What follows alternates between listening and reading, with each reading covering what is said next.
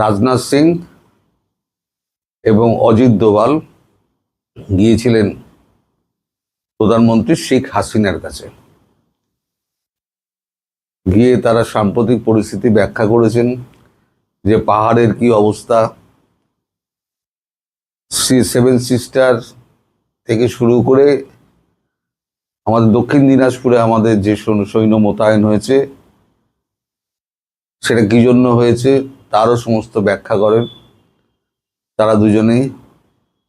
অজিত দোভাল যে প্ল্যানটা গত 3 দিন আগে যে প্ল্যানটা ডিফেন্সের কাছ থেকে নিয়েছিলেন সেই প্ল্যান একটা কপি তারা সঙ্গে নিয়ে গেছিলেন। নিয়ে গিয়ে কি সব আলোচনা হয়েছে সেটা আমরা জানতে পারবো না। প্রায় 20-25 মিনিটের একটা বৈঠক হয়েছে। বৈঠক হওয়ার পর তিনি জানিয়েছেন যে আমি যা বলি ভেবে চিনতে বলি, কারণ প্রসঙ্গটা উঠেছিল দেশে ফেরার ব্যাপারে। তো উনি যা বলেছেন যে আমার হিসেব তো অত সময় লাগবে না। তখন অজিত দোভাল হাসতে হাসতে জিজ্ঞেস করেন, আপনি কি করে বুঝছেন অত সময় লাগবে না? যে কার কি মুভমেন্ট হচ্ছে না হচ্ছে সবই তো আমি জানি,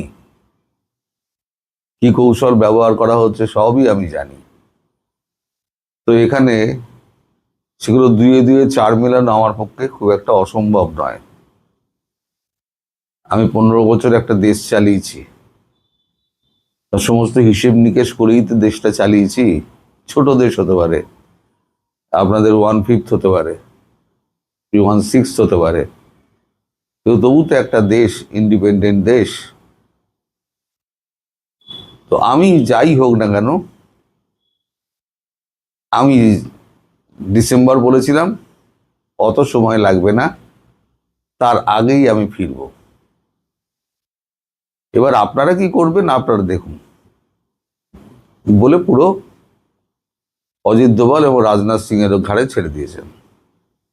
এবার আপনারা বুঝে দেখুন, মানে আপনারা কি করবেন আপনারা বুঝে দেখুন। এরা দুজনে মুখ চাওয়াচাই করছেন, অজিত দোভাল এবং রাজনাথ সিং। উনি কি বলতে চাইছেন? অজিত দোভাল মুচকি হেসে বলেন, ঠিক আছে, আপনি টাইম টু টাইম খবর পেয়ে যাবেন। তারপরে তো এই মিটিং তো শেষ হয়।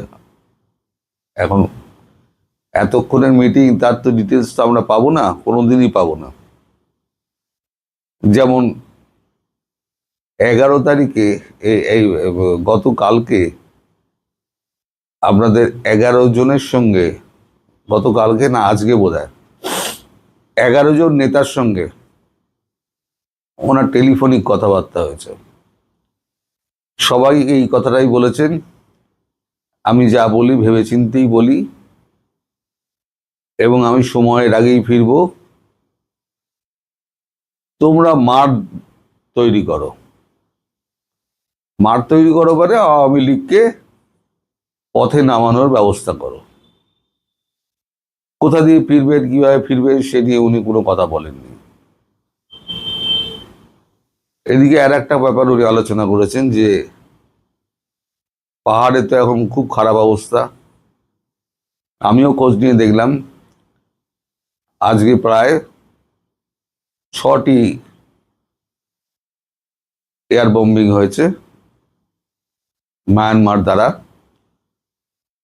এবং সেখানে 19 জন মারা গিয়েছেন আমরা আরাকান আর্মির, 19 জন। এখন তাদের দেহ পুরো উদ্ধার করা যায়নি, এত কাঁটা ঝোপ আছে এবং এত জঙ্গল, এত চড়াই উতরাই আছে, পাথরের রাস্তা, তার জন্য তাদের দেহ আনা হয়নি। তাই দেহগুলো আনার ব্যবস্থা করা হচ্ছে। ওখানে প্রচুর বাংলাদেশি সৈন্য ওখানে মোতায়েন করা হয়েছে। এদিকে আবার একটা খবর পাওয়া যাচ্ছে যে রাঙামাটি অঞ্চলে, কুড়িগ্রাম এবং লালমনিরহাট এসব অঞ্চলে বাংলাদেশ সেনাবাহিনী খুব টহল দিচ্ছে। সব খবর আমরা স্যাটেলাইট মারফত পাচ্ছি, কোথায় কি হচ্ছে না হচ্ছে, কত সেনা আছে না আছে তাও আমরা জানি, তারা কি অস্ত্র বহন করছে, তারা কি প্ল্যান করছে তাও আমরা জানি। কিন্তু সেগুলো বিষয় না। বিষয়টা যেটা হচ্ছে যে বুটস অন গ্রাউন্ডস হবেই, তার কারণ কি জানেন?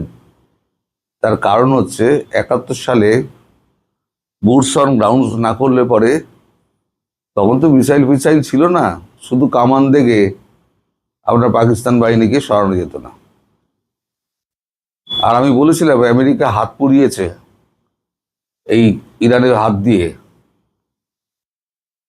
কারণ যতক্ষণ না পর্যন্ত সৈন্য নামাবে ততক্ষণ পর্যন্ত, বুটস অন গ্রাউন্ড যতক্ষণ না হবে ততক্ষণ পর্যন্ত কোনো দেশ দখল করা যায় না, কোনো দেশ না। আজকে ইসরায়েল এতে সফল হচ্ছে কেন? গাজা তাদের সৈন্য হু হু করে ঢুকছে এবং দখল নিচ্ছে, তাই শুধু বোমা মেরে, মিসাইল মেরে, ওই বি টু মেরে, বোমবাস্টার মেরে কাত করা যাবে না, কোনো দেশকে কাত করা যায় না। এমনকি ভারতও বাংলাদেশকে কাত করতে পারবে না, এটাই সত্যি। অতএব বুটস অন গ্রাউন্ডস হবে, সেটা আন্দাজ করতে পারছে বাংলাদেশ সেনাবাহিনী। এদিকে ভারতবর্ষ যেটা প্ল্যান করেছে, আপনাদের মনে আছে মিয়ানমারের প্রেসিডেন্ট ভারতবর্ষে এসেছিলেন, তখন তাদের মধ্যে একটা চুক্তি হয়। পরবর্তীকালে জানা গেছে যে মিয়ানমার ভারতের সঙ্গে হাত মিলিয়ে ভারতের যে সমস্ত নিবেশ আছে সেগুলোকে সুরক্ষিত রাখবে, আর যাবতীয় অস্ত্র শস্ত্র সমস্ত ভারত দেবে। এই পাহাড়টাকে ওই দখল মুক্ত করতে হবে, অর্থাৎ অশান্তিটা জিইয়ে রাখো। এদিকে কিছু ট্রুপকে আটকে রাখা, রাঙামাটির দিকে কিছু ট্রুপকে আটকে রাখা, কুড়িগ্রাম ওই অঞ্চলে আটকে রাখা। অর্থাৎ আমার যা মনে হচ্ছে প্ল্যানটা হচ্ছে যে শেখ হাসিনার দেশে ফেরার আগে দেশে একটা তুমুল অশান্তির সৃষ্টি হবে, সেটা সেনা মধ্যে দিয়ে হোক অথবা আপনার প্রশাসনিক দিক দিয়ে হোক, রাজনৈতিক নেতাদের মধ্যে দিয়ে হোক, একটা তুমুল অশান্তির সৃষ্টি হবে। অশান্তি মানে সিদ্ধান্তহীনতায় সব ভুগবে। মানে দুদিক দিয়ে যদি আক্রমণ হয় তাহলে পরে একটা ছোট দেশের পক্ষে, যার সীমিত সেনাবাহিনী, সীমিত গোলাবারুদ, তার পক্ষে সম্ভব নয় টিকে থাকা। বিশেষ করে ভারতের বিরুদ্ধে টিকে থাকা সম্ভবই নয়। আর ভারত যদি শুধু 7 সিস্টার দিয়ে ঢুকবে তা তো নয়, এই দক্ষিণাঞ্চলে যত আপনার বর্ডার আছে সেই সমস্ত বর্ডার দিয়ে ওরা ঢুকবে। তাহলে কত ভাগ করতে হবে? আপনাদের ওয়ার্কিং ফোর্স যা আছে 1,60,000, তাই কত ভাগ করতে হবে? কতগুলো ভাগে বিভক্ত করলে একটা করে ব্যাটালিয়নও হয়তো হবে না। যা সে তো পরের কথা। এখন শেখ হাসিনা যেটা বলেছেন, তিনি খুব ভেবেচিন্তে কথা বলেছেন, এবং তিনি যখন বলেছেন তিনি ডিসেম্বরের আগে তিনি ফিরবেন, এবং একটা ইঙ্গিত যেটা অজিত দোভালকে দিয়েছেন। অজিত দোভাল জিজ্ঞেস করেছেন আপনার কবে ফেরার প্ল্যান রয়েছে, আপনি তো বলছেন যে আমি না ভেবে চিনতে বলি না। তখন বলেছে আগস্ট মাসটা কেটে যাক, অর্থাৎ সেপ্টেম্বর মাস কিন্তু কেটে যাক এ কথা উনি বলেননি, উনি শুধু বলেছেন আগস্ট মাসটা কেটে যাক, তারপরে আমি ডেট ঠিক করে আমি জানাবো। সবার প্রথমে ভারত সরকারকে নিশ্চয়ই জানাবো। এর মধ্যে ভারত সরকার একটা ট্রাভেল ডকুমেন্ট দেওয়ার জন্য বাংলাদেশ হাই কমিশনের ওপরে চাপ সৃষ্টি হচ্ছে। বাংলাদেশ হাই কমিশনার বলেছে আমি সরকারের সঙ্গে কথা বলবো, সরকারের সঙ্গে কথা বলে আমি ঠিক করব। শেখ হাসিনা সেটা শুনে বলেছেন আমার ট্রাভেল ডকুমেন্ট দরকার নেই, আমার জনগণই আমার ট্রাভেল ডকুমেন্ট, তারাই আমায় বরণ করে নেবে। আমি দেশের প্রধানমন্ত্রী ছিলাম, আমি চলে এসেছি, আবার আমি ফিরবো। দেশের প্রধানমন্ত্রী, আমার কূটনৈতিক পাসপোর্ট একটা সরকার জোর করে বাতিল করেছে, তার কি মূল্য আছে? জনগণ যদি আমার সহায় থাকে, যে জনগণের জন্য আমি ফিরছি, তারা যদি আমার সহায় থাকে, তাহলে সেই মানুষের কোনো ট্রাভেল ডকুমেন্টের প্রয়োজন হয় না। ফলে আপনারা আর বারবার অনুরোধ করবেন না, আমি ট্রাভেল ডকুমেন্ট ছাড়াই আমি ঢুকে যাব এবং দেখবো আমায় কি আটকায়। গুলি চালালে গুলি চালাবে, বুক পেতে দেবো, এবং তারপরে যা হবে সেটা বাংলাদেশ সহ্য করতে পারবে না। তো এই খবরটি জোগাড় করতে করতে আমার অনেক বেলা হয়ে গেল। মানে দিল্লি হয়ে এই খবর আসে এখানে, তাই আমি 1:30টার সময়, মানে দুপুর 2টোয় আপনাদের ওখানে যে খবরটা হয় সেটাতে আমি এটা দিতে পারিনি। তাই এই খবরটা আমি এখন দিলাম। আগামীকাল যুদ্ধ পরিস্থিতি নিয়ে আমি আপনাদের আপডেট দেব, যে পাহাড়ে আপনাদের কি অবস্থা, লেটেস্ট কি অবস্থা, কতগুলো জায়গা বেদখল হয়েছে, কতগুলো জায়গা আরাকান আর্মি দখল করেছে, এবং আরসার কি অবস্থা, শান্তি বাহিনীর কি অবস্থা। তো 1000টা গ্রুপ রয়েছে, ইউডিপিএফ অনেক হাজার গ্রুপ রয়েছে। তো আজকে যে 11 জনের সঙ্গে কথা হয়েছে তার, সেখানেও তিনি নিশ্চিত করেছেন যে আমি খুব তাড়াতাড়ি ফিরব এবং জানিয়েই ফিরব, দেখি কি করে। তার এই চ্যালেঞ্জকে অ্যাকসেপ্ট করতে পারবে তো আজকে সরকার? দুদিকে যখন যুদ্ধ হবে, দুই ফ্রন্টে, একদিকে হচ্ছে মায়ানমারের সঙ্গে লাগিয়ে রেখে দিয়েছে, একদিকে ভারতের 3-4 ফ্রন্টে যুদ্ধ। আমি এরকম ঘটনা কখনো দেখিনি বা শুনিনি যে কোনো একটা দেশের সংসদ ভবন প্রাঙ্গণে অন্য একটা দেশের একটা জাতীয় দিবস পালন করা হচ্ছে এবং সেই দেশের পতাকা উত্তোলন করা হচ্ছে। এটা আমি কখনো দেখিনি। যেমন বাংলাদেশে কখনো আপনি অন্য কোনো দেশের জাতীয় দিবসে সংসদ প্রাঙ্গণে উদযাপন আপনি দেখেছেন বলে আমার মনে নেই। আমি দেখিনি। আমি যেসব দেশের, এবং আমি অন্য বিদেশেও এমন কোনো ঘটনা আমি দেখিনি। যুক্তরাষ্ট্রে কংগ্রেস প্রাঙ্গণে অন্য কোনো দেশের জাতীয় দিবস পালিত হয়েছে, সেখানে কংগ্রেস সদস্যরা গিয়ে অন্য দেশের জাতীয় পতাকা উত্তোলন করেছে, এরকম ঘটনা আমার জানা মতে নেই। এখন আছে কিনা হয়তো কেউ বলবে যে হ্যাঁ অমুক সালে তমুক ঘটনা ঘটেছিল, হতেও পারে, কিন্তু আমার জানা মতে নেই। কাজে এটা আমার কাছে খুবই একটা উদ্ভট একটা জিনিস।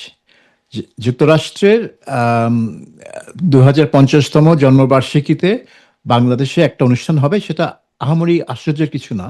এটা যুক্তরাষ্ট্রের এমবাসি অর্গানাইজ করবে, তারাই এটা হোস্ট করবে। তাদের বিশাল একটা এমবাসি বাংলাদেশে, ঢাকা শহরে, ম্যাসিভ।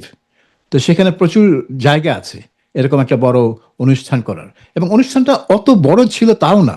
আপনি যদি প্যান্ডেলটা দেখেন, বিশাল কিছু না, বিশাল কিছু না, এটা তাদের ওখানেই করতে পারতো। কিন্তু এটা আপনি যেটা বলছেন যে এটা তারা অর্গানাইজ করেনি, এটা করেছে আমাদের বাংলাদেশের জাতীয় সংসদের একটা গ্রুপ, যারা নিজেদেরকে আমেরিকা বিষয়ক কনকস হিসেবে গঠন করেছেন, তারা করেছে। তো এইটা আমি বলবো যে এটা আমেরিকান ডিপ স্টেটের কোনো কাজ না।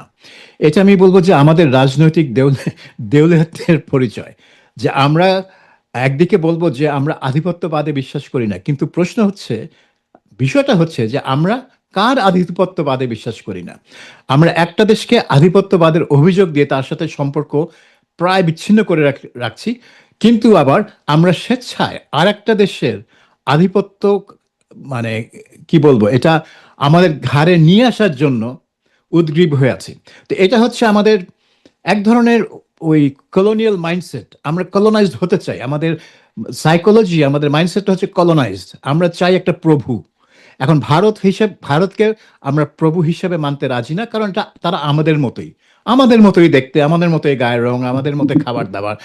সে আমার প্রভু হতে পারে না। কিন্তু হ্যাঁ, যারা আগে ছিল আমাদের প্রভু ব্রিটিশরা, তাদের মতো লোক হলে আমরা তাদের প্রভু হিসেবে আমরা দেখতে চাই। কাজে আমরা খুবই পুলকিত আমেরিকাকে প্রভু হিসেবে পেতে, এবং এই সংসদ সদস্যরা সেটাই প্রমাণ করলেন। সংসদ ভবনে এই আয়োজনটা করে তারা প্রমাণ করলেন যে তারা নতুন প্রভু পেয়ে কত আনন্দিত, এবং তার প্রভুকে তোষামত করার জন্য তার আর কত কি করতে পারেন, সেটাই এখন দেখার বিষয়। স্ট্রিক্টের কথা আমি বাদ দিলাম, মানে যেই সানজিদা ইসলাম তুলির প্রসঙ্গ দিয়ে আজকের আলোচনা শুরু, পিটার হাসকে রিয়েল হিরো হিসেবে যিনি অভিহিত করছেন, সেই সানজিদা ইসলাম তুলির মতন মানুষেরা বা সংসদ সদস্যরা এই ককাসের সদস্য। এই ককাসের কাজটা আসলে কি? মানে বাংলাদেশ মার্কিন সম্পর্ক উন্নয়নের জায়গা থেকে কাজ করার মতো লোকের তো অভাব নেই সরকারের মধ্যে, বা দুই রাষ্ট্রের প্রতিনিধিরও অভাব নেই। মার্কিন চুক্তি যেখানে রয়েছে, আমাদের দাসত্বমূলক চুক্তি অনেকে অভিহিত করছেন, সেখানে আবার ককাস গঠিত হলো। আপনার কি মনে হয় এই ককাস কাদের স্বার্থ রক্ষা করবে? আচ্ছা, আপনি দেখুন, বড় বড় দেশগুলায়, যেমন ধরুন ব্রিটেন বা আমেরিকা, তাদের সংসদে কিন্তু অন্য দেশকে নিয়ে ককাস এভাবে থাকে। যেমন ব্রিটিশ পার্লামেন্টেও বাংলাদেশ সম্পর্কিত একটা আম, ককাস, তারা হয়তো ককাস বলে না, এটা আমেরিকানরা বলে ককাস, এবং সেই অনুযায়ী বাংলাদেশিরাই বলছে ককাস। আম, এখানে আছে, কিন্তু তাদের কাজ হচ্ছে কি, এটা কেন করে তারা? কারণ আমেরিকা বলুন, ব্রিটেন বলুন, জার্মানি বলুন, তারা বাংলাদেশের সাথে তাদের সম্পর্কটা কিরকম?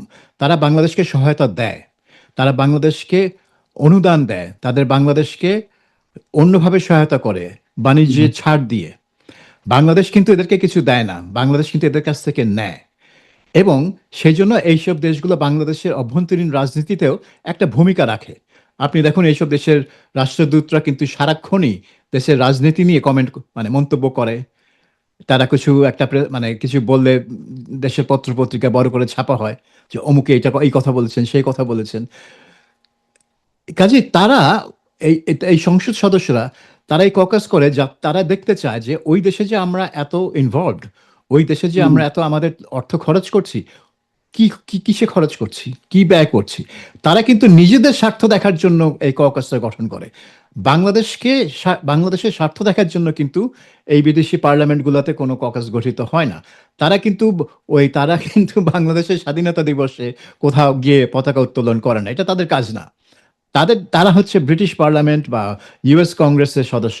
তাদের দায়িত্ব হচ্ছে যে ওই দেশে তাদের দেশের স্বার্থ রক্ষা হচ্ছে কিনা সেটা দেখা। কিন্তু বাংলাদেশে যারা ককাস করলো, এখন আপনি বলেন, বাংলাদেশ আমেরিকাকে কি দেয়? কি নিয়ে বাংলাদেশ, বাংলাদেশ আমেরিকার দিকে তাকাবে যে আমরা যা দিচ্ছি, আমরা যা করছি, এটা ঠিক মতো হচ্ছে কিনা? আমেরিকা মানে ঠিক মতো বিহেভ করছে কিনা, আমাদের স্বার্থ অনুযায়ী করছে কিনা? সেটা হবে না, কারণ এটা তো দেখিয়ে দিল যে আসলে তারা মানে আমেরিকার, কি বলবো, মানে খুব বেশি বলতে চাই না, কিন্তু মানে এক ধরনের প্রভু হিসেবে মানে দেখছে আমেরিকাকে। কাজে এই ককাসের কাজই হবে ওইটা করা। এটা বাংলাদেশের স্বার্থ হচ্ছে এরা আমেরিকার সম্পর্ক বাংলাদেশে কিভাবে উন্নত করা যায়, আমেরিকার ইমেজ কিভাবে বাংলাদেশে উন্নত করা যায়, আমেরিকা কত সুবিধা বাংলাদেশে পেতে পারে, সেদিকেই কাজ করবে। অর্থাৎ আমি মনে করছি না যে এরা বাংলাদেশের স্বার্থ দেখবে এখানে, আমার মানে সেটা মনে যদি হয় না। একটু একটু সরাসরি বলতে হয়, অনেকে যেমন ভাবে বলছেন যে আসলে তারা মার্কিন লবিস্ট হিসেবে কাজ করবেন সংসদের মধ্যে, বিষয়টি কিরকম? আমি ওইটাই বলছি যে তারা আমেরিকান স্বার্থ বেশি দেখবে বাংলাদেশের স্বার্থ দেখাচ্ছে, এবং আমেরিকার ইমেজ কিভাবে ইমপ্রুভ করা যায়, আমেরিকার সাথে বাংলাদেশের সম্পর্ক কিভাবে ইমপ্রুভ করা যায়, সেই কাজটা তারা করবেন। অর্থাৎ আপনি বলতে পারেন যে এটা হচ্ছে আমেরিকা, এক ধরনের আমেরিকান লবিস্ট হিসেবেই তারা থাকবে, কারণ তারা আমেরিকাকেই প্রমোট করবে জাতীয় সংসদে। এবং শুধু জাতীয় সংসদে না, কারণ সংসদ সদস্যদের তো বিভিন্ন জায়গায় প্রভাব থাকে, তারা বিভিন্ন মিনিস্ট্রিতে লবি করতে পারে, তারা প্রধানমন্ত্রীর কাছে লবি করতে পারে, অন্যান্য মিনিস্টারের কাছে লবি করতে পারে, মিডিয়ার কাছে তারা লবি করতে পারে একটা বিষয় নিয়ে। কাজেই সেখানে অনেক অনেক কিছুই তারা করতে পারে। কিন্তু মানে তারা বাংলাদেশ কি পাচ্ছে আমেরিকার কাছ থেকে, বা বাংলাদেশের, এখন ব্যাপার হচ্ছে যে আমেরিকা যেভাবে চলে সেখানে তো বাংলাদেশের কোনো বক্তব্য নাই, কোনো ভূমিকা নেই। বাংলাদেশে হুম, যেরকম হুম। আছে, আমেরিকা বলুন, ব্রিটেন বলুন, জার্মানি বলুন, তারা তো প্রতিনিয়তই বাংলাদেশকে মানে সবক দিচ্ছে যে কিভাবে দেশ চালাতে হয়, কিভাবে আরো বেশি গণতন্ত্র করতে হয়, কিভাবে উদার হতে হয়, এসব সবক তো এরা দিচ্ছে। বাংলাদেশ কি আমেরিকাকে সেই ধরনের কোনো সবক দিতে পারবে? দিচ্ছে? দেওয়ার কোনো জুলাই আন্দোলন নিয়ে যে এত কথাবার্তা হচ্ছে, সেই কথাবার্তার মধ্যে পিটার হাসকে কেন জুলাই আন্দোলনের হিরো বানানো হচ্ছে? তাহলে কি একে একে সবকিছু বেরিয়ে আসছে যে জুলাই আন্দোলনটা আসলে কাদের ব্লুপ্রিন্টে হয়েছে, কারা নেপথ্যে কাজ করেছে? আপনার কি মনে হয়? দেখুন, আমার মনে হয় যে আমেরিকানদের যে সম্পৃক্ততা এই 2024 সালের আন্দোলনের সাথে যে একটা সম্পৃক্ততা ছিল, সেটা কিন্তু নতুন কথা না। সেটা কিন্তু ধরুন তত্ত্বাবধায়ক সরকার, সরি, অন্তর্বর্তীকালীন সরকারের দু একজন উপদেষ্টা যারা পরবর্তীতে এনসিপিতে যোগ দিয়েছেন, আসিফ মাহমুদ তাদের একজন, তাদের মুখ থেকে আমি শুনেছি যে আমেরিকান এম্বাসির সাথে তাদের যোগাযোগ ছিল। ঠিক কি ধরনের সহায়তা পেয়েছে, কি ধরনের যোগাযোগ ছিল, সেটার বিস্তারিত তিনি বলেননি। কিন্তু তিনি এটুকু বলেছিলেন যে আমেরিকান এম্বাসির সাথে তাদের যোগাযোগ ছিল। আর আরো অনেক মানে কথা বলা হয় যে আমেরিকান এম্বাসিতে অনেক আন্দোলনের সময় যারা পলাতক ছিলেন, যাদেরকে পুলিশ খুঁজছিল, তাদেরকে আশ্রয় দেওয়ার জন্য আমেরিকান এম্বাসির লোকজন সহায়তা করেছে। এরকম গল্প অনেক বেরিয়েছিল এক সময়, 2024 সালেই বেরিয়েছিল। কাজেই আমেরিকান এম্বাসি যে আন্দোলনকারীদের সাথে যোগাযোগ রাখছিল এবং তাদেরকে কোনো না কোনোভাবে সহায়তা করছিল, তা নিয়ে কোনো সন্দেহ নেই। এবং পিটার হাস যেহেতু অ্যাম্বাসেডর ছিলেন, সে সেই জন্য সঞ্জিদা ইসলাম তুলি তাকে একজন হিরো ভাবতেই পারেন, কারণ এটা হুম, তাদের হুম। আন্দোলন ছিল এবং তাদের বিজয় হয়েছে। কাজেই পিটার হাস যদি সেই আন্দোলনে সহায়তা করে থাকে, তাহলে তাকে তিনি হিরো হিসেবে দেখবেন। এখন সহায়তার মাত্রা কি ছিল, কিভাবে সহায়তা করেছেন, কি দিয়ে সহায়তা করেছেন, এইসব তথ্য তো এখনো প্রকাশ পায়নি। কাজেই আমরা বলতে পারবো না যে আমেরিকানরা একেবারে মূল গুটি চালক ছিল কিনা, এই পুরো আন্দোলনের মূল চালিকা শক্তি আমেরিকানরা ছিল কিনা, এইটা বলা যাবে না, কারণ আমরা পুরো বিস্তারিত ডিটেল এখনো জানি না। মানে সজীব ভুইয়া, আসিফ মাহমুদ সজীব ভুইয়া, অন্তর্বর্তী সরকারের সাবেক উপদেষ্টা এবং ছাত্র নেতা, তিনি তো স্পষ্টভাবে বলেছেন যে ডিপ স্টেটের পক্ষ থেকে তাদের সাথে যোগাযোগ করা হয়েছিল, তারা ইচ্ছে করলে অন্তর্বর্তীকালীন সরকারকে আরো কন্টিনিউ করতে পারতো, 2029 সাল পর্যন্ত ক্ষমতা থাকতে পারতো। সেই আসিফ মাহমুদ সজীব ভুইয়ার কাছ থেকে তো কেউ এখনো পর্যন্ত কোনো জবাবদিহিতা আদায় করার চেষ্টা করেনি যে ডিপ স্টেটের সেই ব্যক্তিগুলো কারা, এবং তার আগেও তাদের সঙ্গে কোনো যোগাযোগ ছিল কিনা। এই বিষয়গুলো কি কখনোই খোলাসা হবে, নাকি এভাবেই ধূম্রজালের মধ্যে রয়ে যাবে? না, আপনি যখন ডিপ স্টেট শব্দটা ব্যবহার করবেন, তখন কিন্তু কোনো নাম আপনি বলবেন না। কারণ ডিপ স্টেট হচ্ছে একটা অদৃশ্য হুম, হুম। একটা জিনিস, এটা একটা আইডিয়া, এটা কোনো ব্যক্তি না। আজকে এক ব্যক্তি আছে, পরে আরেক ব্যক্তি আছে, কিন্তু এই ডিপ স্টেট তার কাজ যা সেটা সে করতেই থাকবে। এবং আমরা দেখেছি অনেকে যেটা ব্যাখ্যা দিয়েছে যে বাংলাদেশের রাজনৈতিক উত্থান পতনে এই ডিপ স্টেট যাদেরকে বলা হয়, মূলত তারা হচ্ছে সেনাবাহিনী, আমলাতন্ত্র একটা অংশ, মূলত গোয়েন্দা সংস্থাগুলো এরা, এবং এদের সাথে কিছু কিছু ব্যবসায়ী জড়িত থাকে এবং হয়তো কিছু বিদেশি এমবাসি বা অন্য থিঙ্ক ট্যাঙ্কের একটা ভূমিকাও এখানে থাকতে পারে।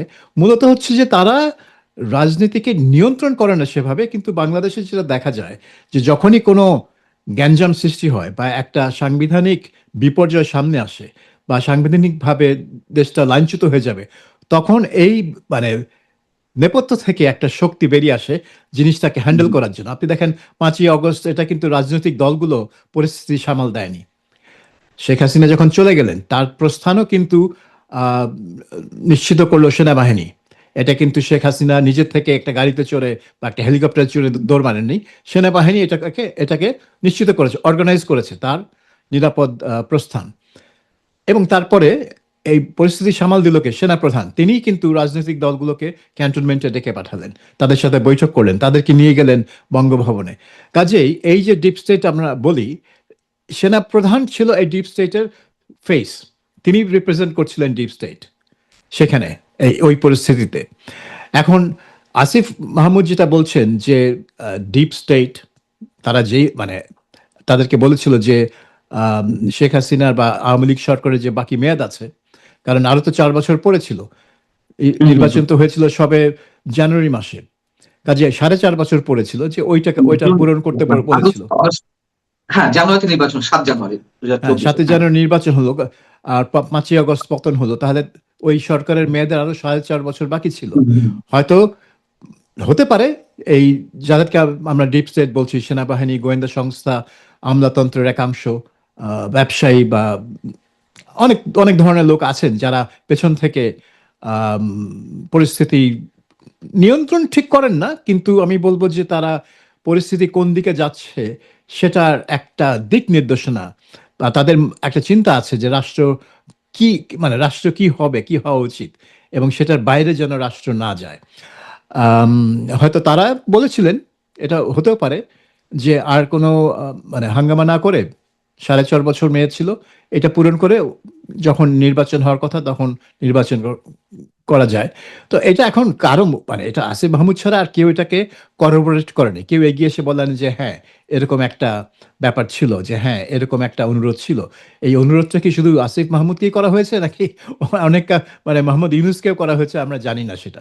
কাজে এটা আমরা ধরে নিতে পারি যে এটা হতেও পারে, আবার না হতে পারে।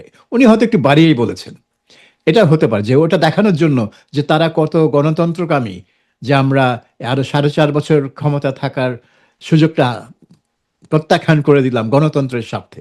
তিনি একটা বাহাদুরিও করতে থাকতে পারেন এখানে। আপনি সেনাপ্রধানকে ডিপ স্টেটের ফেস হিসেবে আহ, ইঙ্গিত করার চেষ্টা করছেন বা কথা প্রসঙ্গে বলছিলেন, মানে তিনি কি মার্কিন ডিপ স্টেটের ফেস নাকি না না বাংলাদেশের ডিপ না স্টেট? না না না না, বাংলাদেশের ডিপ স্টেট, প্রতিটা দেশের একটা ডিপ স্টেট। ডিপ স্টেট মানে হচ্ছে যে একটা যে স্থায়ী শক্তি, স্থায়ী ক্ষমতা। সরকার তো বদল হয় নির্বাচনের মাধ্যমে, কিন্তু এই যারা সামরিক, গোয়েন্দা এবং আমলাতন্ত্র, তারা তো বদল হয় না, তারা স্থায়ী। এরাই হচ্ছে স্থায়ী সরকার। তো এদেরকে ডিপ স্টেট বলা হয়, কারণ এরাই স্থায়ী সরকার।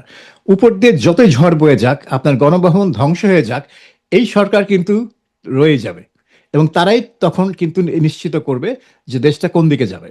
এবং আমরা সেটা প্রকাশ্যেই দেখলাম যে সেনাপ্রধানই রাজনৈতিক দলগুলোকে ডেকে এনে তাদেরকে নিয়ে একটা অন্তর্বর্তী সরকার গঠনের যে প্রক্রিয়া, সেটা তিনি শুরু করলেন।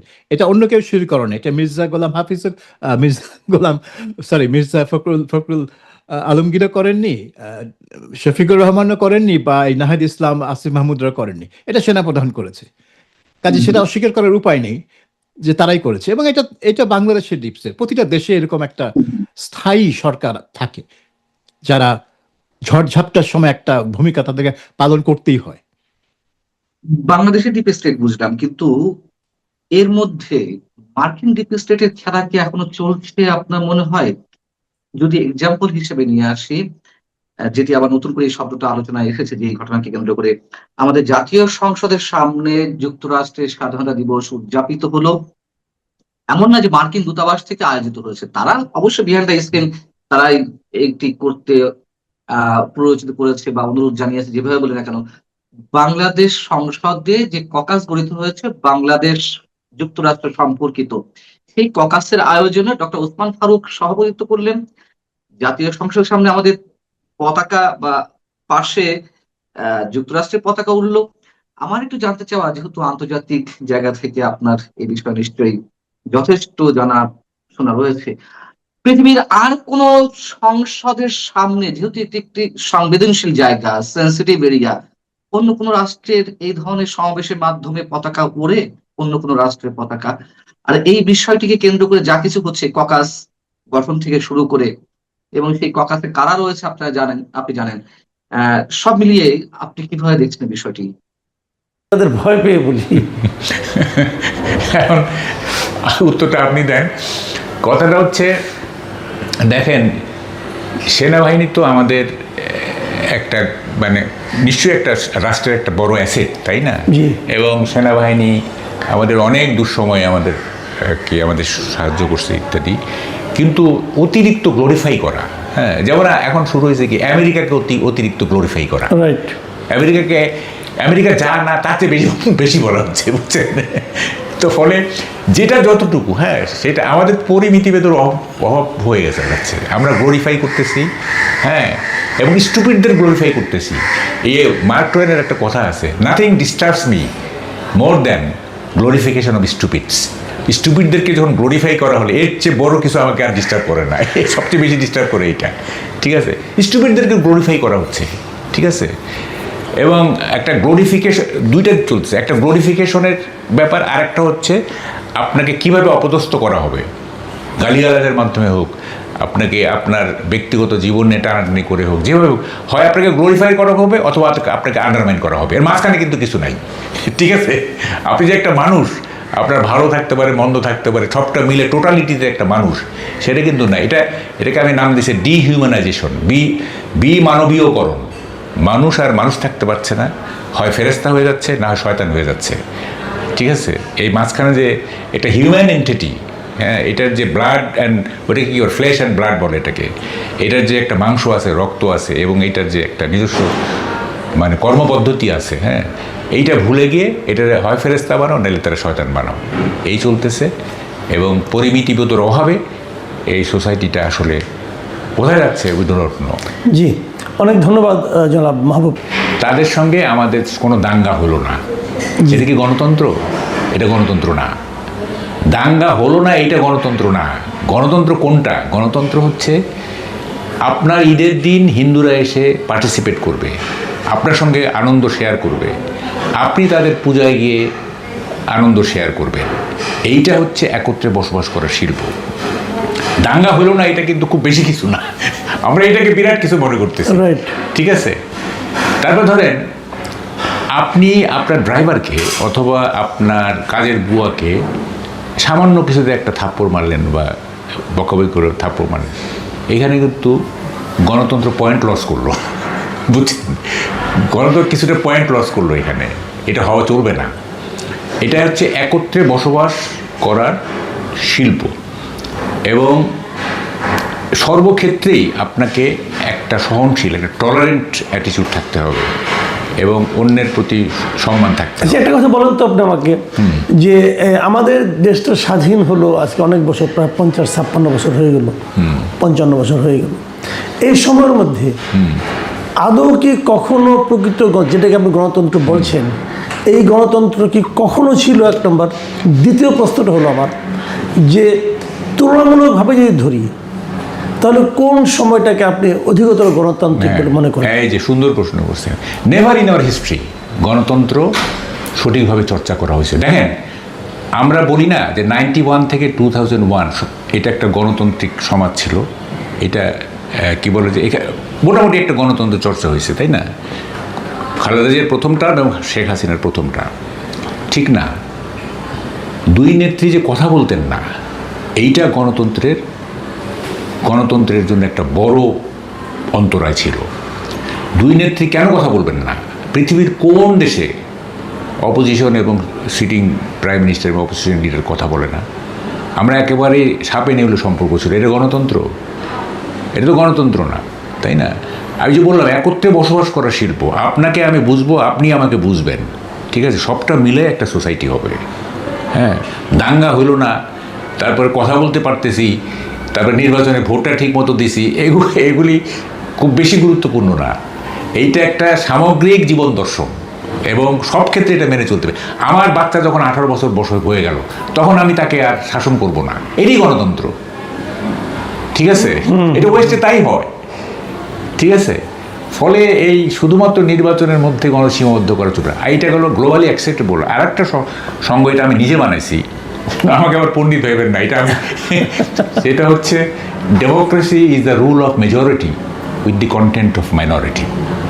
এইটা সংখ্যালঘিষ্ঠের মর্মবস্তুকে ধারণ করে সংখ্যাগরিষ্ঠের শাসন, এটা আমি বানিয়েছি।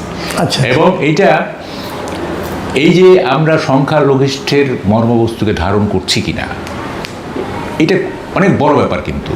হ্যাঁ, আমি 151 সিট পেয়ে গেছি, আমি মেজরিটি হয়ে আমি সরকার গঠন করছি, তার মানে হয়ে গেল যে মানে এইটা মানে ওই যে উইনার টেক্স অল, মানে আমি যেহেতু পাবলিক আমাকে ভোট দিছে, আর যদি 2/3 মেজরিটি পাই, তাহলে তো মাথায় খারাপ হয়ে যায়। আপনারা তো দেখছেন, আপনি 2001-এ যখন 4 দলীয় জোট 2/3 মেজরিটি পেল, মাথা খারাপ হয়ে গেল, যা খুশি তাই।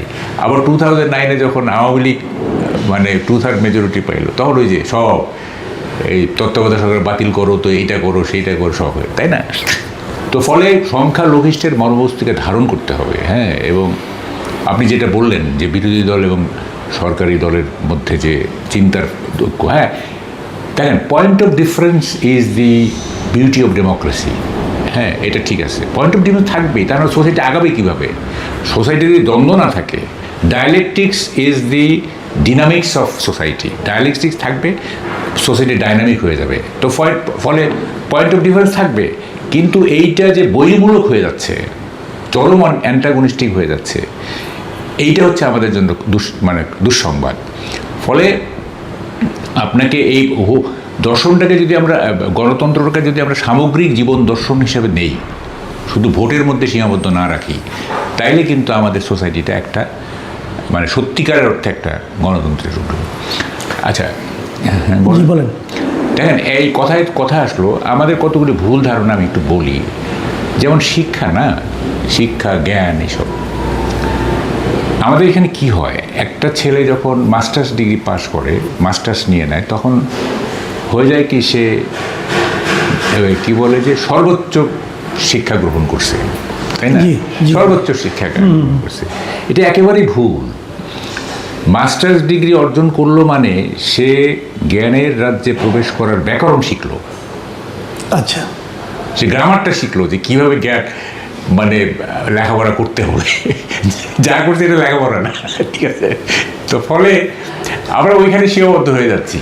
মাস্টার্স সে বিরাট কিছু আর কি। হ্যাঁ, এটা গেল একটা। তার মানে আপনি বলতে চাচ্ছেন জ্ঞানটা আসলে যতটা না ক্লাসরুমে, তার চেয়ে বেশি ক্লাসরুমের বাইরে। হ্যাঁ, ইনফর্মাল নলেজ হচ্ছে ফর্মাল নলেজের চেয়ে অনেক, এর ব্যাপ্তি অনেক বেশি, এর প্রভাবও অনেক বেশি, ঠিক আছে? আমরা যেটা করি সেটা হচ্ছে শিক্ষাটাকে আমরা এইটাকে আমরা করে ফেলছি জীবিকা ধর্ম, ঠিক আছে? যে মাস্টার্স নিব, মাস্টার্স করবো, তখন একটা ভালো চাকরি হবে, এই হবে সেই হবে। কিন্তু শিক্ষার আসল উদ্দেশ্যটা হচ্ছে আত্মার উন্নয়ন, ডেভেলপমেন্ট অফ সোল অলসো। আপনি শুধু শরীরের উন্নয়ন করলে হবে না, যে বেতন ভালো পাবো, ভালো খাবো, শরীর ভালো থাকবে, না, শরীরের সাথে আত্মাটারও উন্নয়ন করাইতে হবে। এবং যে শিক্ষা জীবনের গভীরতম প্রদেশে প্রবেশ করানোর জন্য উৎসাহিত করেন নিজেকে, সেটা কোনো শিক্ষা না। আপনি যদি জীবনের গভীরতম প্রদেশে, এই যে আপনার সন্ত্রাস যে হয় না, এই যে দাঙ্গা হয়, হয়, এটা কেন হয়? যারা করে তারা জীবনের গভীরতম প্রদেশে প্রবেশ করতে পারে নাই, ঠিক আছে? তারা জীবনকে সুপারফিশিয়াল দেখছে। আপনি যখন নিটশে পড়বেন, আপনি যখন বালজাক পড়বেন, আপনি যখন দস্তয়েভস্কি পড়বেন, তখন মনে হবে না যে আচ্ছা জীবনটা অন্যরকম, আমি যে জীবন দেখতেছি এটা এরকম না, জীবনটা এরকম না। তো ওই ফিলসফিক্যাল, ওই দার্শনিক বোধটা তো আপনাকে মধ্যে থাকতে হবে, তাই না? তা না হলে শুধু মাস্টার্স নিয়ে নিলাম, একটা ভালো চাকরি করতেছে, আমি শিক্ষিত, এটা ঠিক না। শিক্ষার উদ্দেশ্য হওয়া উচিত to develop our soul also, আমাদের আত্মার উন্নয়নের জন্য শিক্ষাটা জরুরি। কিন্তু এখানে এটা হয় না, আমাদের এখানে এ ধরনের হয় না, ওয়েস্টে হয়। এবং আমাদের শিক্ষায় ছাত্রছাত্রীদের অ্যানালিটিক্যাল পাওয়ার, থিঙ্কিং এবিলিটি, থট প্রসেস, এগুলিকে শুদ্ধ করার, এগুলিকে পজিটিভ করার কোনো উদ্যোগও নাই। হ্যাঁ, কতগুলি মুখস্থ বিদ্যার মধ্যে আসি আমরা। জিপিএ 5 পাইছে, বিরাট কিছু। হ্যাঁ, জিপিএ 5 বললেন, জিপিএ 5 আর বললেন না আমার মেয়েটা জিপিএ 5 পায়, বিরাট কিছু হয়ে গেছে আর কি। আচ্ছা, এখানে যেহেতু ওই যে আমার মেয়েটা বললেন না, এইটা কিন্তু আরেকটু আসি, সেইটা হচ্ছে সংস্কৃতি। না, আমাদের দেশের সংস্কৃতির সম্পর্কে ভুল ধারণা চালু আছে। সেটা হচ্ছে মা বলতেছে যে আমার মেয়েটা গান গায়, আমার মেয়েটা নাচে, আমার মেয়েটা আবৃত্তি করে, আমার মেয়েটা খুব কালচার্ড, ঠিক আছে? এই যেগুলি গুণ বলা হলো, এইটা সংস্কৃতির খুবই নগণ্য একটা পার্ট, ঠিক আছে? সংস্কৃতি হচ্ছে এই যে আমরা স্ট্রাগল করতেছি বেঁচে থাকার জন্য, টিকে থাকার জন্য, এই স্ট্রাগল করতে গিয়ে আমরা যা যা করতেছি সেইটার গড় প্রকাশ হচ্ছে সংস্কৃতি, ঠিক আছে?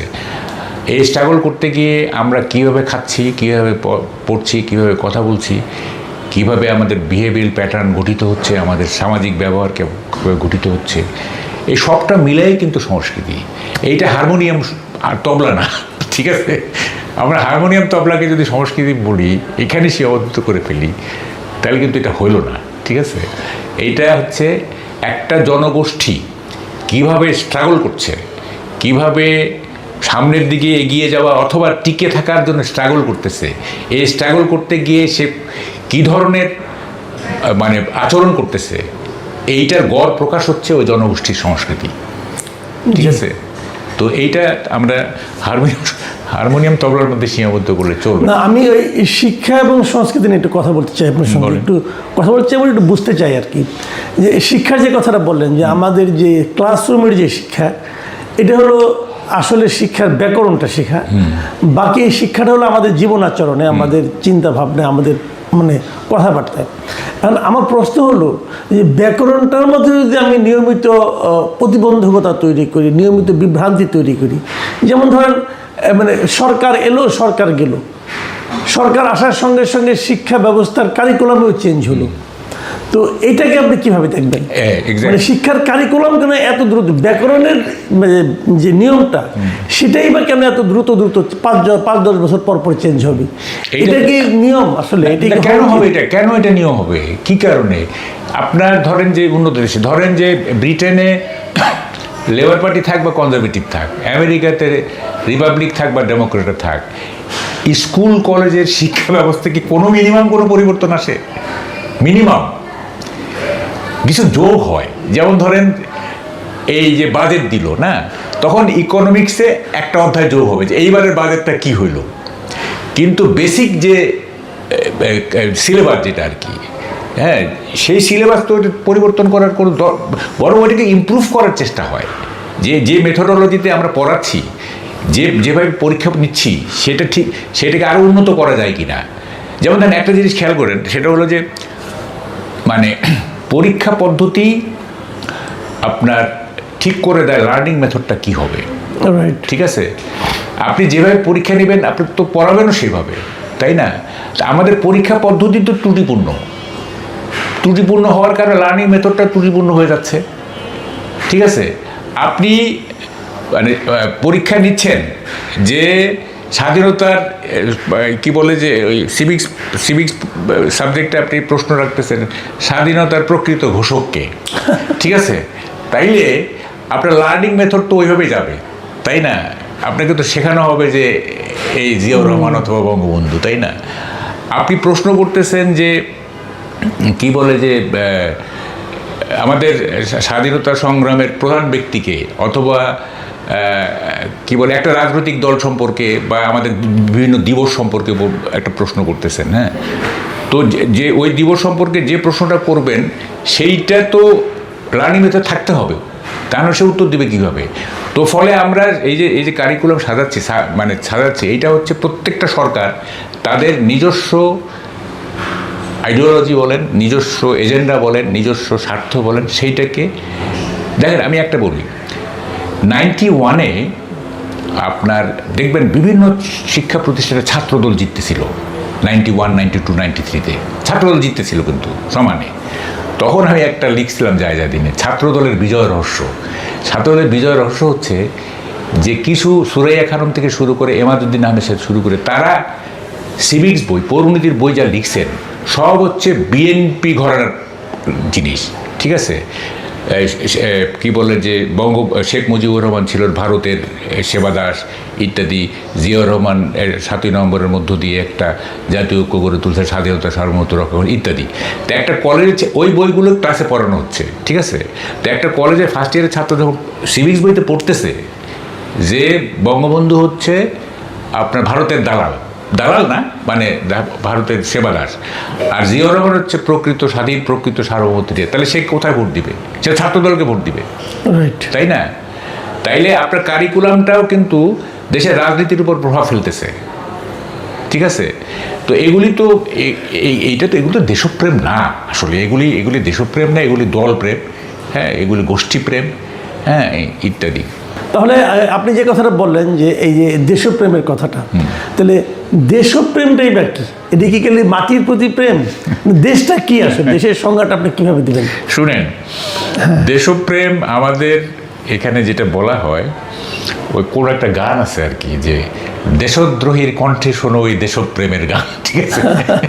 তো এখন দেশপ্রেম বলতে আমরা সাধারণত যেটা বোঝানো হয় সেটা হচ্ছে সেনাবাহিনী হচ্ছে দেশপ্রেমিক সংগঠন, অথবা এই রাজনৈতিক দলের নেতারা বলে যে কি বলে যে আমরা দেশ আগে অমুক তমুক, দেশপ্রেমের একটা ফানুস উড়ানো হয় আর কি। দেশপ্রেম একটা সলিড জিনিস, এটা কোনো বায়বীয় জিনিস না। সলিড জিনিস কীরকম? সেই দেশপ্রেমিক যে তার দায়িত্বটা সঠিকভাবে পালন করছে, সেই দেশপ্রেমিক। আমি কোথায় জানি বলছিলাম, একজন মুচি যদি আপনার জুতাটা নিপুণভাবে সেলাই করতে পারে, নিপুণভাবে রং করতে পারে, তাইলে সে দেশপ্রেমিক। কারণ সে আপনাকে সার্ভ করতেছে, জনগণকে সার্ভ করতেছে। জনগণকে সার্ভ করা মানে হচ্ছে এটা আলটিমেটলি রাষ্ট্রকে সার্ভ করা। সবকিছু ত্যাগ করার পর জীবনের শেষ প্রান্তে এসে জেল, জুলুম, অবিচার, তারপর রাষ্ট্র কর্তৃক নানা রকম অপদস্থ হওয়ার পরে তিনি এতটা রোগাক্রান্ত হয়ে, এতটা অসুস্থ হয়ে পড়েছিলেন যে মৃত্যুর পূর্বক্ষণে বলতে গেলে তিনি মানে কেমন যেন হয়ে গিয়েছিলেন। এই কষ্ট, এই বেদনা কোনো ভুক্তভোগীর পক্ষেও প্রকাশ করা সম্ভব নয়, যেটা বেগম জিয়ার জীবনে ছিলেন। জীবনের শেষ বছরটিতে প্রায় বেশিরভাগ সময় তিনি হাসপাতালে ছিলেন। তারপর হাসপাতালের বহু সময় তিনি দিনের পর দিন তিনি সেখানে জ্ঞানহীন অবস্থায় ছিলেন। আর এই সময়টিতে তার পুত্রবধূ জুবাইদা রহমান তাকে দেখতে এসেছিলেন এবং তার একমাত্র সন্তান টেকনিক্যাল কারণে হোক, কূটনৈতিক কারণে হোক, রাজনৈতিক কারণে হোক তিনি বাংলাদেশে আসতে পারছিলেন না। সারা বাংলাদেশে যখন সিসি রব পড়ছিল তখন ফেসবুকে স্ট্যাটাস দিয়ে তারেক রহমান সাহেব বলতে বাধ্য হন যে আমার মা অসুস্থ, অন্য সবার মতো আমারও খুব ইচ্ছা হয় তাকে দেখতে, তাকে দেখার জন্য দেশে আসতে, কিন্তু দেশে ফেরা আমার একার সিদ্ধান্ত নয়। তো এই যে তার যে অসহায়ত্ব, এই অসহায়ত্ব কিন্তু সারা দেশের মানুষকে কাঁদিয়েছে। তার একমাত্র ভাই নির্মমভাবে মারা গেছেন অসুস্থ হয়ে, আর সেই অসুস্থের জন্য বলা হয়ে থাকে ১/১১-র সময়, 1/11-এর সময় তার উপর যে নির্মম জুলুম এবং অত্যাচার করা হয়েছে, সেই জুলুম অত্যাচার জনাব আরাফাত রহমান কোকো তিনি ধারণ করতে পারেননি। ওটাতেই তার ধুকে ধুকে তাকে মরতে হয়েছে। এবং তিনি যখন মারা যান, মারা যাওয়ার সময় বাংলাদেশে একটা হৃদয় বিদারক দৃশ্য তৈরি হয়। তার লাশ যখন আসে তখন বেগম জিয়া কার্যত গৃহবন্দী, এবং তিনি বহুদিন ধরে তার অফিসে আটকা ছিলেন, যেখানে না ছিল পানি, না ছিল বিদ্যুৎ। ওর মধ্যে জিদ করে তিনি সেই অফিসে বসেছিলেন। ঠিক সেই সময়টাতে আরাফাত রহমান কোকোর মৃত্যু হয় এবং তিনি বাংলাদেশে তার লাশ আসে। এরকম আপনি যদি চিন্তা করেন জনাব তারেক রহমান সাহেবের জীবনে, হি যে ট্রাজিক কিং, সেই ট্রাজিক কিং সেটা কি হ্যামলেটের মতো নাকি অন্য কার মতো, সেটা যারা ইতিহাসবেত্তা আছেন তারা বলতে পারবেন। কিন্তু আপনি যদি তার দিকে তাকান তাহলে তার এই ইতিহাসগুলো শুনে তাকে মায়া না করে আপনি পারবেন না। তাকে দেখলে আপনার চিন্তা করলে মায়া হবেন। এবং তার আপন ভাই নাই, ব্রাদার নাই, শ্যালক নাই।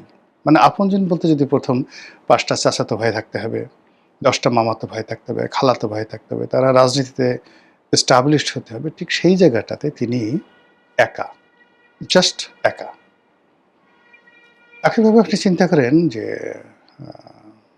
শেখ হাসিনার কথা যদি চিন্তা করেন, আর যাই হোক না কেন তার একটা পরিবার আছে, শেখ পরিবার আছে, সেখানে তার মামা, খালু, মামাতো ভাই, খালাতো ভাই, চাচাতো ভাই, আপনি যত অভিযোগ করেন না কেন একেবারে কয়েকশো সমাজে যারা এই বাংলাদেশের রাজনীতিতে, অর্থনীতিতে খুবই গুরুত্বপূর্ণ। তো সেদিক থেকে জনাব তারেক রহমান সাহেব তিনি তার আপনজন বলতে তার কন্যা জায়মা রহমান, তার স্ত্রী জুবাইদা রহমান, এর বাইরে তো আমি আসলে অন্য যা কিছু দেখি সব কিছুই হলো দলীয় নেতাকর্মী, তারপর দুঃসম্পর্কের আত্মীয় স্বজন, দু একজন বন্ধুবান্ধব বা নতুন জোড়া বন্ধুবান্ধব। ঠিক এমন অবস্থাতে 18 কোটি মানুষের নেতৃত্বের যে আসন, সেই আসনে তিনি বসেছেন। সেই আসনে তিনি বসেছেন। আর যখন তিনি বসেছেন তখন দেশি বিদেশি যে চক্রান্ত, এটি এক্সট্রিম লেভেলে আছে। এখানে ৩ ধরনের চক্রান্তকে আমরা ধরতে পারি। প্রথমত হলো আওয়ামী লীগ। আওয়ামী লীগ একেবারে বিএনপির বলতে গেলে জাত শত্রু। আর বিএনপিও কিন্তু আসলে মূলত আওয়ামী লীগই তাদের শত্রু মনে করে। এদের মধ্যে কেবলই মাত্র প্রতিদ্বন্দ্বিতা নয়, মনস্তাত্ত্বিক অনেকগুলো বিষয় রয়েছে, ঘৃণা রয়েছে, অবিশ্বাস রয়েছে, সন্দেহ রয়েছে, সাইকোলজিক্যাল যেটা মানসিক যে ঈর্ষা সেটা রয়েছে। যেমন শেখ হাসিনা কখনই সে মনে করেন, প্রথমত তিনি মনে করেন যে তার বাবার খুনের সাথে সে জিয়াউর রহমান সাহেব জড়িত। এখন ধরেন একেবারে সত্যের ধারে কাছে নেই, 100% মিথ্যা, কিন্তু দেশের প্রধানতম রাজনৈতিক দলের প্রধান ব্যক্তি তিনি মনের মধ্যে গেঁথে রেখেছেন, ওটা থেকে আপনি তাকে সরাবেন কিভাবে? ক্ষমতা তো আপনার আমার হাতে না, আমরা যারা সত্য বলতে চাই বুঝি, ক্ষমতা তো শেখ হাসিনার হাতে। তো তিনি যখন বারবার বলছেন যে খুনি অমুক অমুক অমুক অমুক আমার বাবাকে খুন করেছে ইত্যাদি ইত্যাদি, তো ওটার মনস্তাত্ত্বিক ধাক্কাটা আপনি চিন্তা করেন কোথায়? এরপরে 21 আগস্টের গ্রেনেড হামলা, এই পুরো জিনিসটি যারাই করুক, যেই ভাই করুক না, কিন্তু শেখ হাসিনা কি মনে করছে, আওয়ামী লীগের লোকজন কি মনে করছে, কাকে তারা দায়ী করছে? ফলে এরকম অসংখ্য ঘটনা, এই যে এখন বাংলাদেশে ধরেন যা কিছু হচ্ছে গত 4 মাসে, গত 2 বছরে আওয়ামী লীগের উপর যা কিছু হচ্ছে, এর পুরোটার জন্য বিশ্বাস করে না আওয়ামী লীগের লোকজন জামাতকে দায়ী করছে না, ইভেন এনসিপিকে তারা দায়ী করছে না। এনসিপির যে সমস্ত লোকজন তাদেরকে মানে এরা বাচ্চা ছেলে চলে আসছে ইত্যাদি ইত্যাদি ইত্যাদি, কিন্তু মূল ক্রোধটা কিন্তু বিএনপির উপরে। আর বিএনপি সেটা জানে, জানার কারণে কি হলো, আওয়ামী লীগকে কিন্তু তারা কোনো ওয়াক ওভার দিতে চাচ্ছে না। আওয়ামী লীগের ফেরার রাস্তা, রাজনীতি করার রাস্তা ক্রমশ তারা সংকুচিত করতে চাচ্ছে, বন্ধ করে দিতে চাচ্ছে। এবং যেটা হয়, আপনি একটা জোয়ার, একটা ঝড়, এটা বাধা সৃষ্টি করতে পারবেন, কিন্তু অল অন এ সাডেন যখন এটা বিস্ফোরণ ঘটে তখন সেখানে একটা সুনামি হয়ে যায়। ফলে আওয়ামী লীগ যদি শেষ হয়ে যায় এটা আলাদা একটা পার্ট, কিন্তু কোনো কারণে বাধার কারণে যদি ফিরে আসে, ওটা ফিরে আসাটা হয়ে যাবে সুনামি, এবং সেই সুনামির যে সমস্ত চাপগুলো এসে তখন এই যে বিএনপি যে সমস্ত লোকজন বুদ্ধি দিচ্ছে, পরামর্শ দিচ্ছে, এদের কাউকে খুঁজে পাবেন না, সবাই বলবে সব দোষ তারেক রহমান সাহেবের। এখন যেভাবে ধরেন সবাই বলছে যে আমরা তো কিছুই করিনি, সবই শেখ হাসিনা করেছে, সেই সালমান কিনেছে, সেই এস আলম কিনেছে, যত রকম কথাবার্তা, তার কাছে আমরা কি কথা বলতে পারছি নাকি, দাঁড়াতে পারছি কিনা, গণভবনে তো আমরা ঢুকতেই পারতাম না। আমরা মধ্যখানে এখন নিরপরাধ ব্যক্তি কিচ্ছু করে নেই, আননেসেসারি শেখ হাসিনার দল করে একবার দুবার মন্ত্রী হয়ে, মন্ত্রী খুশি খালি সে যেভাবে বলছে এভাবে স্বাক্ষর করছে, সিগনেচার করছি, সব মাল পানি তারা কামাই গেছে। এই কথাগুলো দেখবেন এখন সবাই বলছে আওয়ামী লীগের, একই কথা বিএনপির ক্ষেত্রে কিন্তু বলা হবে ক্ষমতার ক্ষেত্রে। এই যে দেখেন না, ইউনূস সাহেব গেছে, এখন ইউনূস সাহেবের কিচেন ক্যাবিনেটে ঢোকার জন্য কত মানুষের আকুতি ছিল, এখন সবাই বলছে যে না আমরা কোনো কিচেন ক্যাবিনেটে ছিলাম না, আমরা তার সাথে ছিলামই না, সে তার নিজের ইচ্ছা মতো সব কিছু করেছে ইত্যাদি ইত্যাদি। তাহলে এখন আমাদের দেশে কি হয়, ক্ষমতা কেন্দ্রিক একটা রাজনীতি আর ক্ষমতার বাইরে গিয়ে আরেকটা রাজনীতি। তো এই যে একটা অবস্থা চলছে, এই যে একটা অবস্থা চলছে, সেই অবস্থার প্রেক্ষিতে যেটা হচ্ছে সেটা হলো day by day Tarek Rahman সাহেব তার যে শত্রুপক্ষ, সেই শত্রুপক্ষের টার্গেটে পরিণত হচ্ছেন। আর এ সকল যখন পরিবেশ পরিস্থিতি হয় তখন যে ধরনের বন্ধু লাগে, বান্ধব লাগে, সহযোগিতা লাগে, তারপরে যে ধরনের একটা প্রতিরক্ষা বুহু লাগে, বিশ্বস্ত লোকজন লাগে। আপনি অনেক মন্দ কাজ করেও কিন্তু বিশ্বস্ত লোকজন থাকলে আপনি টিকে থাকতে পারবেন। যেমন একজন পাগলা রাজা ছিলেন মোহাম্মদ বিন তুগলক, আমরা যাকে নিয়ে তুগলকি কাণ্ড বলি, কিন্তু তার অনেকগুলো কোয়ালিফাইড জেনারেল ছিল, অনেকগুলো কোয়ালিফাইড মন্ত্রী ছিল। ফলে একটার পর একটা অর্থনৈতিক বিপর্যয়, যুদ্ধে মানে যুদ্ধ, রাজনীতি পরিবর্তন, মানে হাজারো রকম পলিটিক্যাল ফেইলারের পরও মিলিটারি, তার যে মিলিটারি পাওয়ার, তিনি ছিলেন অজেয়, একটা যুদ্ধ তিনি পরাজিত হননি, এবং জীবনের শেষ দিন পর্যন্ত শক্ত হাতে তিনি তার তুগলকি কর্মকাণ্ড চালিয়ে যেতে পেরেছিলেন মোহাম্মদ বিন তুগলক। আর একজন নিষ্ঠুর ব্যক্তি ছিলেন আলাউদ্দিন খিলজি, কিন্তু তার মালিক কাফুরের মতো একজন শক্তিশালী সেনাপতি ছিল। তা এরকম যদি শেখ হাসিনার এরকম শক্তিশালী লোকজন থাকতো, তার কাছে কিন্তু তার সাথে যারা ছিল সবই এরকম দুর্বল, দালাল, ফড়িয়া টাইপের লোকজন ছিল, ভাড় টাইপের লোকজন ছিল, কাউয়া টাইপের, চড়াই টাইপের লোকজন ছিল, ওরকম ছিল না। কিন্তু এই যে যেটা হলো, মানে তার যে পতনটা হলো, সেই পতনের সময় দেখা গেল তার পক্ষে মানে হুঙ্কার দিয়ে দাঁড়ানোর মতো, শহীদ হওয়ার মতো, বা একজন লোক শেখ হাসিনা বঙ্গবন্ধু তার পরিবারের জন্য রুখে দাঁড়িয়ে জীবন বিসর্জন করেছে, এরকম সিঙ্গেল ঘটনা 18 কোটি মানুষের মধ্যে ঘটেনি, আগামীতে ঘটবে না। তো এর থেকে আসলে তারেক রহমান সাহেবকে শিক্ষা নিতে হবে, কিন্তু তিনি সেই শিক্ষাটা কতটা নিছেন, নেবেন বা নিতে পারবেন, তার চেয়ে বড় ব্যাপার হলো যে সর্বনাশ শেখ হাসিনার জামানায় ঘটেছিল, যে সর্বনাশ ইউনূসের জামানায় ঘটেছিল, সেই সর্বনাশ সুদে আসলে আরও বড় হয়ে আসছে, আরও বড় হয়ে আসছে। এবং এখানে অপরাধীদেরকে আপনি কোনো অবস্থাতেই বুঝাতে পারছেন না যে অপরাধ কাকে বলে, কত প্রকার এবং কী কী। তারা সেই অপরাধ করেই নিজেদেরকে শ্রেষ্ঠতর বলে মনে করছেন।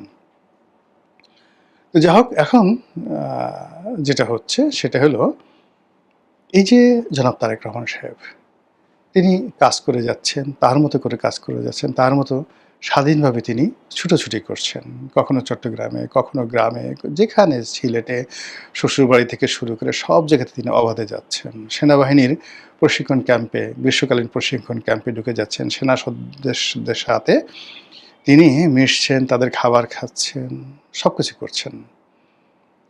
কিন্তু আপনি দেখবেন যে তিনি যে স্বতঃস্ফূর্তভাবে যেভাবে চলাফেরা করার চেষ্টা করছেন, তার আশেপাশের পাগুলো, তার আশেপাশের হাতগুলো, আশেপাশের মুখগুলো, সেগুলোর অভিব্যক্তি কী? Is it friendly?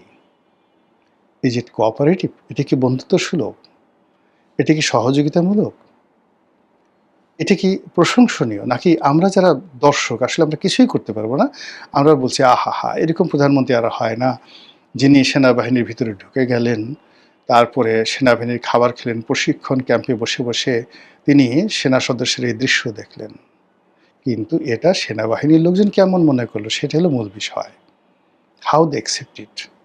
আমরা তৈরি করলে হবে না, তো ওই বাহিনীর ভিতরে কী অবস্থা আছে সেটা তাকে শতভাগ নিশ্চিত হতে হবে। তিনি খাল কাটতে বিভিন্ন জায়গাতে চলে যাচ্ছেন। এই যে খাল কাটা বা যে কোনো একটা প্রোগ্রামে তিনি উপস্থিত হচ্ছেন, এটা সংশ্লিষ্ট যারা লোকজন আছে তারা কিভাবে নিচ্ছেন? তিনি এসএসএফ এর প্রোটোকল ছাড়া একা একা ঘুরে বেড়াচ্ছেন, জনগণ হাততালি দিচ্ছে, জনগণের হাততালির 2 পয়সার মূল্য নেই। জনগণ সেলফি তুলছে, ওরকম হাজার হাজার সেলফি অনেকের সাথে অনেকে তুলে, কিন্তু ওটার কোনো মূল্য নেই। এখন এসএসএফ যা রাষ্ট্রীয় বাহিনী বা তার যারা নিরাপত্তা রক্ষা দায়িত্বে নিযুক্ত, তারা এই বিষয়টিকে কিভাবে নিচ্ছে? তারা কি মনে করছে তার নিরাপত্তা ওকে আছে? এসএসএফ থেকে শুরু করে পিজিআর থেকে শুরু করে সেনাবাহিনী, পুলিশ বাহিনী, এমনকি তার ব্যক্তিগত সিকিউরিটি গার্ড, তারা কি এই যে প্রধানমন্ত্রীর যে স্বাভাবিক চালচলন, এই স্বাভাবিক চালচলনে খুশি? আমার তো খুশি মনে হচ্ছে না। খোলামেলাই বলছে, আমার কাছে মনে হচ্ছে না যে তার এই সকল কর্মকাণ্ডে যারা দায়িত্বরত আছেন তারা কেউ খুশি। তিনি বিভিন্ন লোককে টেলিফোন করছেন, তাদেরকে ডেকে নিয়ে দাওয়াত খাওয়াচ্ছেন, তারপর যাকে তার ভালো লাগছে তাকে ডেকে নিয়ে তিনি, সেটা বিএনপির হোক, জামাতের হোক, আওয়ামী লীগের হোক, ডাজ নট ম্যাটার, তিনি মনে করছেন যে এই লোকটির সঙ্গে কথা বলা দরকার, তিনি কথা বলছেন। কিন্তু এই লোকগুলো তো তাকে কোনো উপকার করতে পারবে না। আমার সঙ্গে তিনি খুব কথা বললেন, আমার বাসায় দেখা করতে এলেন বা আমাকে দাওয়াত দিলেন, হোয়াটএভার মেবি, এতে তো তার 2 পয়সার উপকার হবে না, কোনো উপকার হবে না। কিন্তু আমাকে দাওয়াত করতে গিয়ে তার পাশের যে লোকটি আছে সেটি যদি পার্মানেন্টলি তার প্রতি মনক্ষুণ্ণ হয়, তাহলে আমাকে দাওয়াত না দেওয়াটাই বুদ্ধিমানের কাজ। আগে ঘর সামলাতে হবে। সেই দিক থেকে ওনার আশেপাশের যে ওনার ক্যাবিনেট আছে, কিচেন ক্যাবিনেট আছে, পরিবার আছে, ওনার একান্ত ব্যক্তিগত স্টাফ আছে, এই জায়গাটাতে যে বন্ধন তৈরি করা দরকার, আমরা বাইরে থেকে যতটুকু দেখছি আমার কাছে মনে হচ্ছে না যে এই বন্ধনটা কোনো পারফেকশনের দিকে গিয়েছে। বরং তার যে কর্মকাণ্ড জনগণ প্রশংসা করছে, কিন্তু এই জনগণের প্রশংসা কোনো কাজে আসবে না। কিন্তু তারা যারা একান্ত আপনজন আছেন তারা যদি বিরক্ত হয় যে উনি এইভাবে পড়ছেন, আমার তো কোর্ট পড়তে ইচ্ছে করে। তিনি হঠাৎ করে কথা নয় বার্তা নেই এসে এমপিদের গাড়িটা বন্ধ করে দিলেন। নির্বাচন করেছি আমরা, সারা বছর 17-18 বছর পরিশ্রম করেছি, নির্বাচিত হওয়ার পর একটা প্লট পাবো, একটা গাড়ি পাবো, তাই নিয়ে এসে হঠাৎ করে একটা রাজনৈতিক সিদ্ধান্ত নিয়ে ফেললেন। এখন কি হবে? উনার তো ঠিকই ভালো গাড়ি আছে, আমাদের তো ভালো গাড়ি না, একটা ট্যাক্স ফ্রি ভালো গাড়ি আনবো, এই কাজটা উনি বাধা দিয়ে দিলেন। এই যে নেতাকর্মীদের মধ্যে যে ক্ষোভ, এটা প্রশমিত করবেন কিভাবে? রাজনীতি এমন একটা কঠিন বিষয়। অনেক সময় রাজা